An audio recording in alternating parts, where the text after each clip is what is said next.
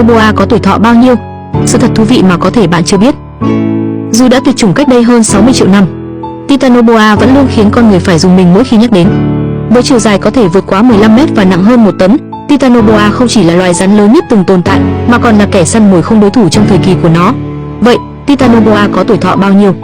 Theo các nhà khoa học cho rằng, dựa trên kích thước và sự tương đồng với loài rắn khổng lồ ngày nay như chân hay chân anaconda, Titanoboa có thể sống từ 30 đến 40 năm trong điều kiện tự nhiên. Khoảng thời gian này đủ để nó phát triển đến kích thước khủng khiếp, duy trì vị trí bá chủ của đầm lầy cổ đại. Hãy thử tưởng tượng, trong suốt hàng chục năm ấy, một sinh vật khổng lồ dài như toa xe lửa, cơ bắp cuồn cuộn, ẩn nấp dưới làn nước đục, chỉ cần một cú sít đã có thể nghiền nát cá sấu hay thậm chí cả rùa khổng lồ. Tuổi thọ 30 đến 40 năm của Titanoboa không chỉ là con số, mà còn là lời nhắc nhở về một thời kỳ tự nhiên hoang dã, nơi những sinh vật khổng lồ từng ngự trị và để lại dấu ấn không thể phai mờ trong lịch sử trái đất.